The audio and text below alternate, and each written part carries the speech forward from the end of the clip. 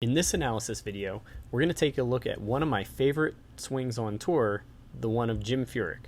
Now, Jim Furyk is currently the 6th ranked player in the world. At the age of 44, he has amassed $61 million on the PGA Tour, which is 4th all time. And last year, he made 21 out of 21 cuts and had 11 top 10s. This is all very impressive for a swing that has been called unconventional and unorthodox. We're going to break down the couple key movements that make his swing the way that it looks, and then talk about what we would work on if he came to us and wanted to improve something in his swing. So the two unique movements that kind of make Jim's swing his are the loop in the backswing and the dip in the releaser and the follow-through. So let's take a look at those two movements and talk about why he may be doing them and what's going on possibly within his body. So if we take his swing back to kind of that first checkpoint as far as the takeaway goes, everything looks more or less normal. The club face is a little bit closed compared to what you would typically see, but for the most part, that was a pretty one-piece takeaway with good stable lower body, not a lot of changes in his pivot. Everything's looking great. Now from here, what you'll see is instead of continuing to rotate his body, his arms basically work straight vertical. In fact, the club, if you were to draw a line, actually works slightly out towards the golf ball as he gets up towards the top of the swing.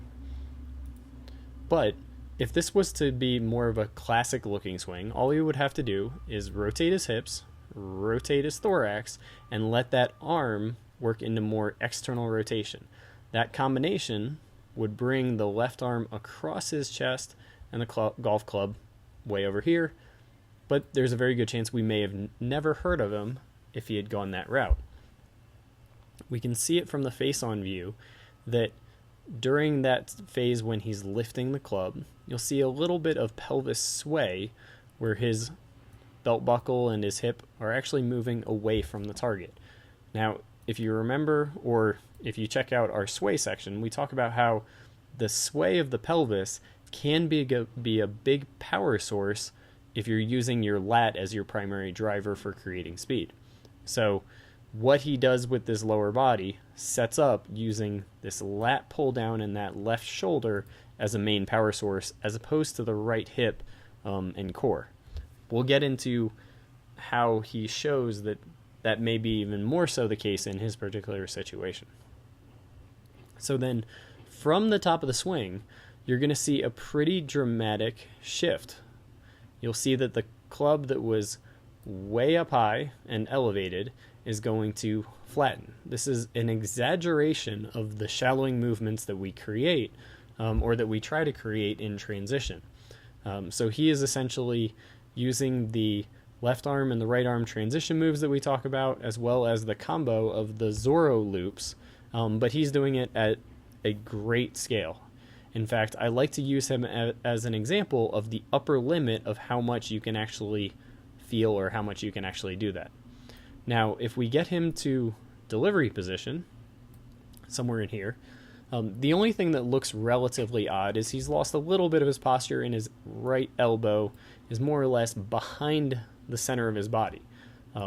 But compare that to what's going on with a lot of other golf swings on tour, and you'd see that there's not too big of a difference. In fact, we'll take a look at comparing him to someone like, say, Rory McIlroy, so that you can see that where the club is and how it relates to the body isn't going to be that dramatically different down to this point.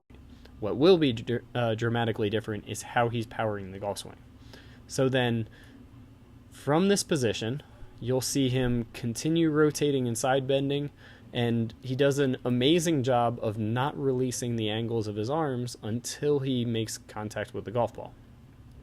What we would see with most amateurs is if they were having that big arm movement during transition and that elbow getting stuck behind his body like so, right about here you would tend to see that right arm and that right wrist start straightening and extending. That would get the club far away from him, and he would hit it fat if he maintained the body position the way Jim does. So what most amateurs would do is, as those arms are extending that way, the body would be backing up this way. What's unique and special about what Jim does is, even though his arms probably have an impulse of wanting to extend, he does a great job of not letting them. And he uses his body to continue powering the swing until he gets down right before impact, and then he's allowed to let his arms extend through the shot. One of the 3D graphs that I look at is arc width, which is the distance between the thorax and the hands. This is one of the graphs that I use as a predictor of consistency. From what I've seen, Jim has one of the best and most or latest peaks in his arc width graph, which I think is a testament, because everybody who I've seen who has a very late peak in that arc width graph tends to have very consistent ball striking statistics. Now, the other movement that's a little bit unique for Jim is, as he comes through, you'll see the little drop or the little buckle movement. From the down the line view, we can take a look and we'll see right about there, his pelvis drops and his body sort of collapses a little bit. Now, what he's doing there is he's trying to find stability. Now we're going to take a look at it at his swing from more of a biomechanics point of view, or a kinesiology point of view, really, and let's see how he's not utilizing his hips, and perhaps that's why he has both this drop and the buckle.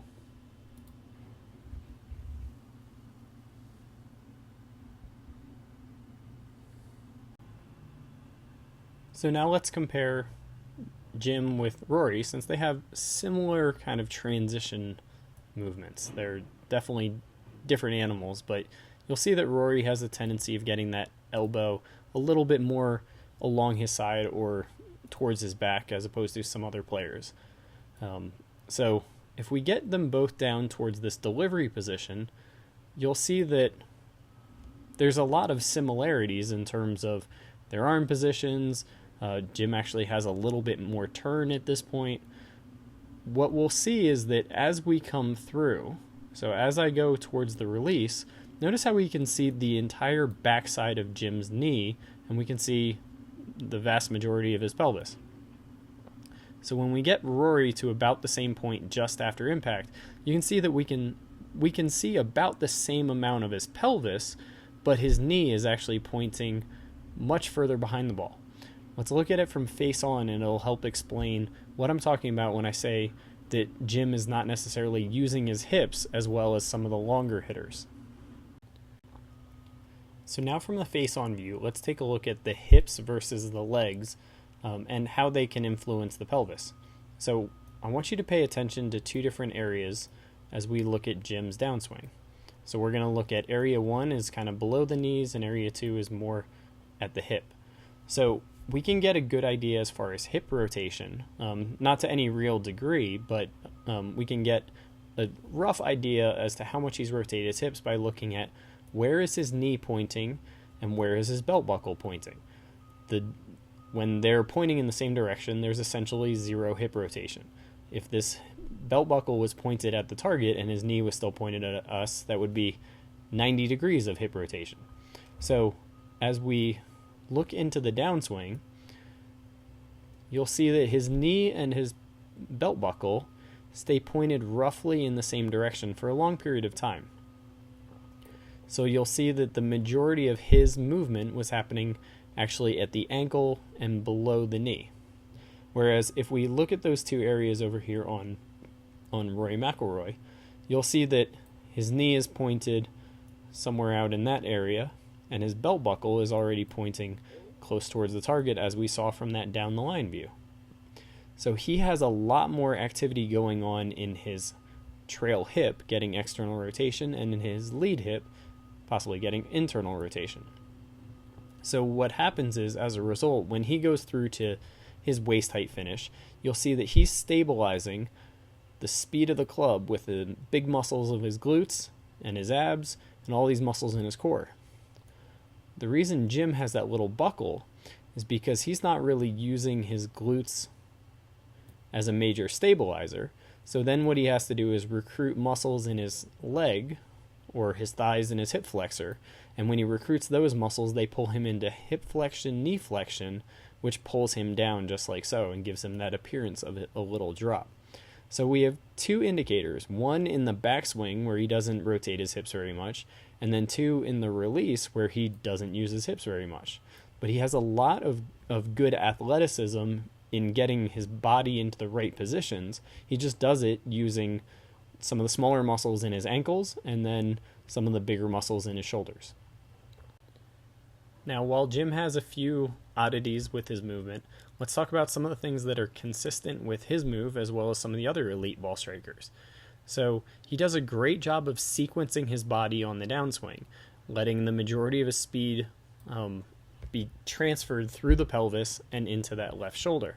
And while he's doing this little drop move, he does a great job of starting to square the club face. So you can see that when the club face is up towards the top of the swing, essentially the club is pointing or laying in the same direction as the club shaft.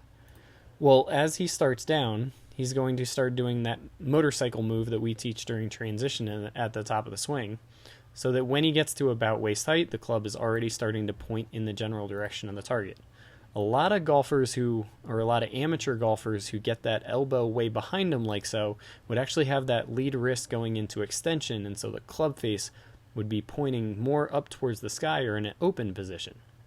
If that club face were pointed more up towards the sky, then the only way he would be able to get that square would be to release that trail arm early and possibly stand up. But Jim has squared or started squaring the club face with his wrist and gets everything into a great delivery position so that he can continue rotating, continue sequencing his body, and get really good arm extension through the ball. So if Jim were to come to us, we would probably tell him that given his ball striking statistics and given his putting statistics, we probably would want to spend more time working on putting and less time working on ball striking, since he was third in strokes gained from tee to green. But Jim is ultimately the customer, so if he were to tell us that we absolutely have to help him with his golf swing, there are two things that we would potentially work on. Since he, at the Olympic Club and a number of other times, once in the Ryder Cup, I forget which course, but he's had some issues with getting hooks late in rounds on Sunday under pressure. Now, there's a couple things that can lead towards that. One would be having that trail elbow a little bit more behind him like so. When he goes to release the club, it's going to cause extra external or internal rotation of the shoulder, which can close the club face. Let's take a look at a close-up view of that so you see what I mean. So this is a great clip that shows that trail elbow action that we're talking about, or trail shoulder elbow action that we're talking about. So as he goes into this release, you can see that elbow working a little bit out away from his body in what we call internal rotation. So you can see that shoulder is rotating in kind of that direction like so. If he continued to battle hooks, what we would probably want to work on is that elbow working a little bit more out in front of his body, which would require a little bit more stability in that lead hip and a little bit more of that external rotation in that trail hip. Now, we're not quite sure if he has any issues with that trail hip external rotation. We would want to screen that in the gym if we had the chance, or ask him to perform a overhead deep squat. We'd be able to possibly investigate and figure out what's going on with that pelvis and how we can get the hips to work better. But from a technical standpoint, just getting that elbow to work a little bit more across could potentially help him, especially under pressure. That being said, he is currently one of my favorite swings on tour because it looks goofy until you break it down and you see that he does a lot of the key movements and key objectives that we prescribe in our system, and that's part of the reason why he is third in strokes gained from tee to green, and just one of the most consistent ball strikers on tour over the last decade. If you like the way we break down the swing and you want to have your swing broken down, feel free to join Golf Smart Academy and submit your swing today.